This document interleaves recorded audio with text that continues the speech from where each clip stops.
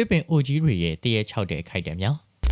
ကမ္ဘာမှာရှိတဲ့တစ်ပင်အိုကြီးတွေဟာဆိုရင်တော့တမိုင်းကြောင်းများစွာနဲ့တည်ရှိနေတာပဲဖြစ်ပါတယ်အဲ့ဒီတမိုင်းတွေရဲ့နောက်ွယ်မှာလည်းခြောက်ခြားဖို့ကောင်းတဲ့တဘာဝလွန်ဖြစ်ရတွေရှိလို့နေပါတယ်တစ်ပင်ကြီးတွေရဲ့တက်ကိုင်းတွေကြားမှာထိုင်နေတဲ့လူတွေတစ်ပင်ရဲ့နောက်ွယ်ကမြင်နေရတဲ့စူးရှားတဲ့မျက်လုံးတွေတစ်ပင်တွေကြားထဲမှာရှောက်သွားနေတတ်တဲ့လူရိပ်တွေဟာခုချိန်ထိကိုမှတိတိကျကျအဖြေရှာလို့မရသေးတဲ့တမိုင်းရာဇဝင်တွေပဲဖြစ်ပါတယ်ဒီကနေ့မှာတော့ကမ္ဘာမှာရှိတဲ့တရေ6ဆုံးတစ်ပင်အိုကြီးတွေအကြောင်းကိုပြောပြပေးသွားမှာပဲဖြစ်ပါတယ်ပထမဆုံးတစ်ပင်ကတော့အမေရိကန်ပြည်ထောင်စုနယူးဂျာစီပြည်နယ်မှာ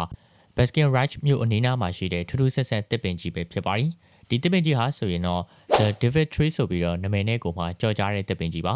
The David Tree ဟာဆိုရင်တော့ကြောက်စရာကောင်းတဲ့တမိုင်းကြောင်းတွေနဲ့သက်ဆိုင်တယ်လို့အကြမ်းဖက်မှုတွေတဘာဝလွန်ဖြစ်ရတွေနဲ့ပြည့်နှက်နေတဲ့တစ်ပင်ကြီးဖြစ်ပါတယ်ဒီတစ်ပင်ရဲ့ရဲဆက်ဆုံးတမိုင်းကြောင်းကတော့ Ku Klux Klan လို့ခေါ်တဲ့အဖွဲ့တစ်ခုကအာဖရိကနွယ်ဖွားလူမဲအမေရိကန်တွေကိုဖမ်းပြီးတော့ဒီတစ်ပင်ကြီးအောက်မှာတပ်ဖြတ်ခဲ့ကြတာလည်းဖြစ်ပါတယ်ဒါကြောင့်မလို့ဒီတစ်ပင်ကြီးနဲ့ပတ်သက်ရင်တော့လူတော်တော်များများကကြောက်ရွံ့နေကြတာလည်းဖြစ်ပါတယ်ဒီတစ်ပင်ကြီးနီးနားမှာဆိုရင်တော့ဘယ်တော့မှနှင်းမကြဘူးဆိုပြီးတော့ယုံကြည်မှုတွေလည်းရှိကြပါတယ်တကယ်လို့ The David Tree အနားမှာနှင်းကြတတ်တယ်ဆိုရင်တော့အရန်ကုန်မှာအန်ရည်များတယ်ဆိုတဲ့လက္ခဏာတစ်ခုလည်းဖြစ်ပါတယ်ဒီတစ်ပင်ကြီးနားမှာနှင်းကြပြီဆိုရင်တော့ရင်တိုင်းမှုတွေလူသေးဆုံးမှုတွေဆွဆွရွရွကိစ္စရက်တွေဖြစ်တယ်လို့လည်းပြောကြပါတယ်ဒီတစ်ပင်ကြီးစီကိုလာရောက်လေ့လာတဲ့ခီးသွားတွေဟာဆိုရင်တော့ဖြင့်ညဘက်မှာဆိုရင်လည်းတော်တော်လေးကိုမှဆိုးရတဲ့အဖြစ်အပျက်တွေဖြစ်တယ်လို့လည်းပြောကြပါတယ်အဖောင်လူကြီးတွေကနေစူးစိုက်ကြည့်နေတဲ့မျက်လုံးတွေစကားပြောတန်တွေရုတ်တရက်ကိုမှကြောချမ်းဖို့ကောင်းတဲ့လေစင်းတွေတိုက်တာစားတဲ့အတွေ့အကြုံတွေကိုလည်းခန်းစားကြရပါတယ်ဒီလိုနဲ့ပဲနှစ်တွေကြာသွားတဲ့အခါမှာတော့ The David Tree ဟာအကြောက်တရားတွေနဲ့ပြည့်နှက်နေတဲ့တင်ကေတတစ်ခုလိုဖြစ်လာခဲ့ပါတယ်ဒေတာကန်တွေကတော့ဒီတစ်ပင်ကြီးနားကိုမတွားကြဖို့အတွက်ကိုတတိပေးကြပေမဲ့လည်းတဘာဝလိုဖြစ်ရက်တွေကိုစူးစမ်းလေ့လာခြင်းတဲ့သူတွေကတော့ဒီတစ်ပင်ကြီးရဲ့ခြောက်ခြားမှုတွေကိုကြုံတွေ့ခြင်းလို့တွားကြတာတွေလည်းရှိပါတယ်တချို့သောသူတွေကတော့ဒီတစ်ပင်ကြီးဟာကျင်းစာတိုက်ခံထားရတယ်လို့ယုံကြည်ကြပြီးတော့တချို့ကတော့မတရားအသက်ခံရတဲ့သူတွေရဲ့ဝိညာဉ်တွေကခြောက်လန့်နေကြတယ်ဆိုပြီးတော့လည်းယုံကြည်ကြပါတယ်ဘယ်လိုပဲဖြစ်ဖြစ်ပါဒီတစ်ပင်နဲ့ပတ်သက်တဲ့ကိစ္စရက်တွေကိုသိပ္ပံပညာအရာရှင်းရှင်းလင်းလင်းတင်ပြနိုင်ခြင်းမရှိသေးပေမဲ့လို့တမိုင်းကြောင်းတွေကတော့တိတိကျကျကိုမှဖော်ပြထားတာပဲဖြစ်ပါတယ်ဒုတိယတစ်ပင်အိုကြီးကတော့တက်ဆက်ပြည်နယ်ဟန်ဆယ်ဗေးမြို့လေးတဲကတမိုင်းကြောင်းများစွာနဲ့တည်ရှိနေတဲ့တစ်ပင်ဖြစ်ပါတယ်အဲ့ဒါကတော့ The Hanging Tree လို့ခေါ်တဲ့ရှေးဟောင်းတစ်ပင်ကြီးဖြစ်ပြီးတော့တကယ်ဆိုရင်တော့ဒီတစ်ပင်ကြီးကို18ရာစုအလယ်ပိုင်းလောက်မှာလူအသက်တွေကိုတက်ဖြတ်တဲ့နေရာမှာအသုံးပြုခဲ့တဲ့တစ်ပင်ကြီးပဲဖြစ်ပါတယ်ဟန်ဆယ်ဗေးမြို့ရဲ့ရှေးဟောင်းတရားရုံးနားမှာတည်ရှိတဲ့ဒီတစ်ပင်ကြီးကတော့2900ကျော်ပဲဖြစ်တဲ့အတွက်ဝက်တိချပင်ကြီးဖြစ်ပြီးတော့တရားစီရင်မှုတွေပြင်းထန်လာကရာဇဝတ်သားတွေကိုတည်တံပေးတဲ့နေရာမှာအသုံးပြုတာလည်းဖြစ်ပါတယ်အထူးသဖြင့်ကတော့ဓမြမှုခိုးယူမှုအဓမ္မပြုကျင့်မှုလူတက်မှုစားတဲ့အမှုတွေကိုကျူးလွန်ခဲ့သူကိုလူများကြည့်နေစဉ်အချိန်တွင်းမှာပဲဒီတစ်ပင်အောက်မှာတက်ဖြတ်ခဲ့ကြတာပါဒါကြောင့်မလို့ဒီတစ်ပင်ကထင်တလောက်ကိုမှရိုးရှင်းတဲ့တစ်ပင်တစ်ပင်တော့မဟုတ်ပါဘူးအသက်ခံရတဲ့သူတွေရဲ့ကြောက်ရွံ့မှုမတရားမှုနဲ့ဝိညာဉ်တွေရဲ့ငိုကြွေးတန်တွေကပေါင်းဆက်ပြီးတော့ဖြစ်ပေါ်လာတာပဲဖြစ်ပါတယ်ဒေတာကန်တွေကတော့ဒီတစ်ပင်နာကဖျက်လျှောက်သွားရတာကိုကသူတို့အတွက်ကိုကြက်သိမ်းထားစရာတစ်ခုပါပဲလို့တော့မှပြောဆိုကြပူပါတယ်တချို့သောညပိုင်းမှာဆိုရင်တော့ဒီအပင်နာကိုသွားတဲ့သူတွေကအော်တန်တွေတောင်းပန်ငိုကြွေးတဲ့အတန်တွေဒေါသနဲ့အမျက်ကြီးနေတဲ့ဝိညာဉ်တွေကိုလည်းထင်ထင်ရှားရှားကိုမှတွေ့ရတယ်လို့လည်းဆိုပါတယ်အနားမှာလူတယောက်မှမရှိတာတော့မှအပင်ပေါ်မှာလူတယောက်ကထိုင်နေတဲ့အရေးအယောင်တွေကိုလည်းတစ်ပင်အောက်ကနေပြီးတော့လှမ်းကြည့်နေတဲ့သူတွေကအမြဲတမ်းကိုမှတွေ့ရတယ်လို့လည်းပြောကြပါတယ်တချို့သောတဘာဝလွန်ဖြစ်ရက်တွေကိုစိတ်ဝင်စားကြတဲ့သူတွေကတော့ညပိုင်းကိုမှရွေးသွားတက်ကြပြီးတော့ကင်မရာနဲ့မှတ်တမ်းတင်ဗီဒီယိုတွေကိုလည်းရိုက်ထားတတ်ကြပါတယ်အစာပိုင်းသွားတဲ့အချိန်မှာတော့ဘယ်လိုမျိုးတုံ့ပြန်မှုမှမရှိပေမဲ့ကြာလာတဲ့အခါမှာတော့ကင်မရာကအကောင့်ကြီးကနေကိုပျက်စီးသွားတာကင်မရာရဲ့ရိုက်ချက်တွေမှာဝိညာဉ်တွေပေါ်လာတာထူးဆန်းတဲ့အတန်ကြားရတာစသဖြင့်ကိုမှထူးထူးခြားခြားဖြစ်ရက်တွေကိုလည်းလူတိုင်းကြုံတွေ့ကြရတာပဲဖြစ်ပါတယ်ဒီလိုနဲ့ပဲ The Hanging Tree တစ်ပင်ကြီးဟာစိတ်ဝင်စားဖို့ကောင်းတဲ့တမိုင်းနောက်ခံတဲ့တဘာဝလွန်ဖြစ်ရက်အကြောင်းလူစိတ်ဝင်စားတဲ့နေရာမှာရေပန်းဆလာတာလည်းဖြစ်ပါတယ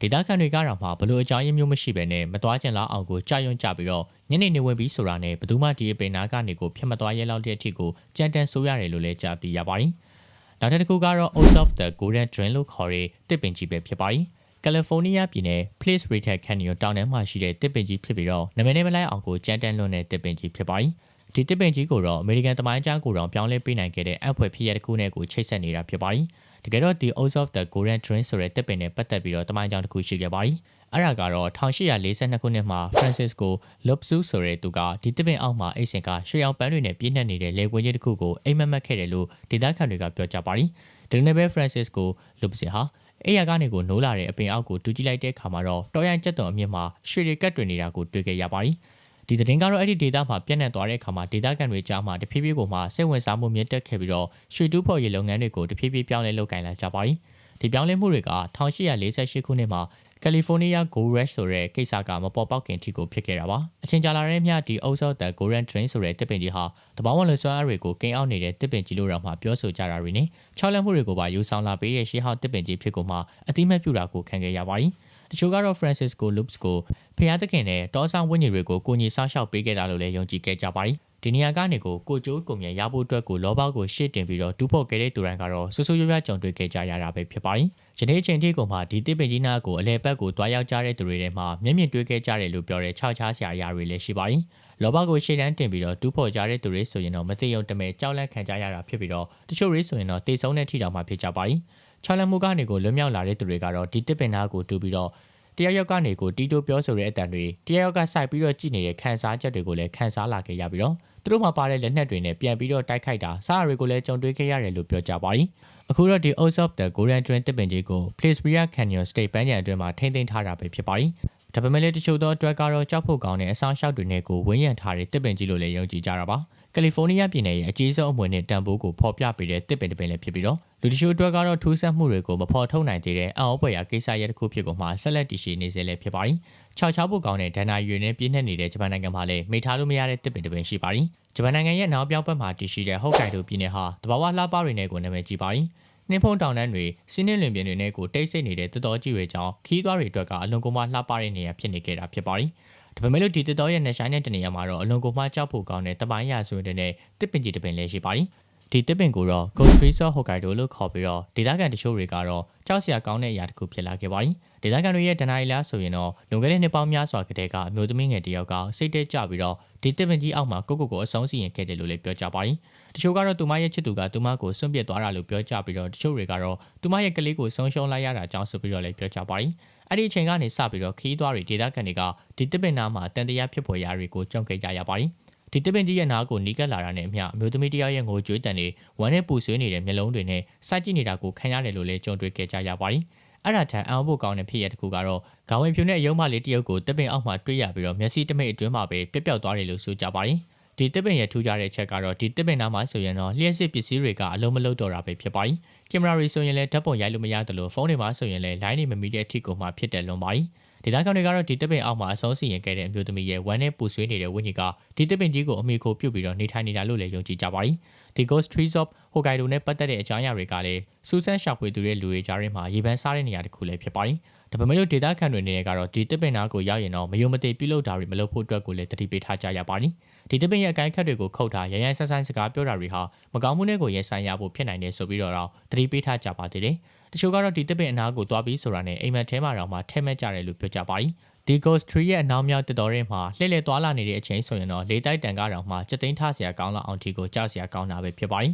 ။နောက်ဆုံးတစ်ပင်ကြီးကတော့ Scotland နိုင်ငံရဲ့အလဲပဟိုမှာရှိတဲ့ Glasmith Castle ကြီးထဲမှာလည်းဖြစ်ပါတယ်။ဒီရဲတိုက်ကြီးဟာဆိုရင်တော့ယနေ့အချိန်ထိတောင်မှထင်ရှားတဲ့အညိုတွေတိတ်ဆိတ်နေတဲ့ဝိညာဉ်တွေနဲ့ဖုံးလွှမ်းနေတဲ့ရဲတိုက်ကြီးဖြစ်ပါတယ်။ဒီရဲတိုက်ကြီးထဲမှာဆိုရင်တော့အကြီးမားဆုံးဝိညာဉ်တည်ရှိရာနေရာကတော့ Wash Alam တစ်ပင်ကြီးဖြစ်ပါတယ်။ဒီတစ်ပင်ကြီးရဲ့တက်တန်းဟာဆိုရင်လည်းအလွန်ကိုမှရှိလျားတာဖြစ်ပြီးတော့ရာစုနှစ်ပေါင်းများစွာအတွင်းမှာမကောင်းဆိုးဝါးတွေမကောင်းမှုတွေအညှိုးကြေးတွေနဲ့ပြည့်နှက်နေတဲ့တစ်ပင်လို့တောင်မှတင်စားခေါ်ဝေါ်ကြပါတယ်။19ရာစုအတွင်းမှာတော့စကော့တလန်နိုင်ငံဉာဏ်ပညာထက်မြက်ပြီးတော့ဘေးရာကိုမဆိုအလွယ်တကူဖြည့်ရှင်းနိုင်ကြတဲ့အမျိုးသမီးငယ်လေးတွေကိုစုံမဆိုပြီးတော့ဆွဆွဲခဲ့ကြပါတယ်။ဒီဆွဆွဲခံရတဲ့အမျိုးသမီးတွေကိုဆိုရင်လည်း Glasmith Castle ထဲမှာစုံစမ်းတာတွေမေးမြန်းတာတွေတည်တံ့ချမှတ်တာတွေနဲ့အရှင်လက်လက်မီးရှို့တပ်ဖြတ်တာတွေကိုလည်းလုပ်ခဲ့ကြတာပါ။ဒီလိုမျိုးမီးရှို့ခံခဲ့ရတဲ့အမျိုးသမီးတွေရဲ့ဝိညာဉ်ကလည်းဒီ Wish Alam ဆိုတဲ့တစ်ပင်ကြီးထဲမှာအညှိုးကြီးစွာနဲ့ကိုနေထိုင်ကြတယ်လို့အယူကြီးရှိကြပါတယ်။ခီးသွားတွေသူတေသနာပညာရှင်တွေဟာဒီတစ်ပင်ရဲ့တမိုင်းကြောင်းနဲ့စူးစမ်းလေ့လာရေးအတွက်ကိုမှလာကြတိုင်းအမျိုးသမီးငယ်တွေရဲ့ဆူလောင်နေတဲ့အော်ဟေးတန်တွေပြန်ပြီးတော့လက်စားချေမယ်လို့ပြောနေတဲ့အတန်တွေလှုပ်ပေးဖို့ကိုတောင်းပန်နေတဲ့အတန်တွေနဲ့ခြေတံတွေကိုပါကြားရတယ်လို့လည်းဆိုကြပါတယ်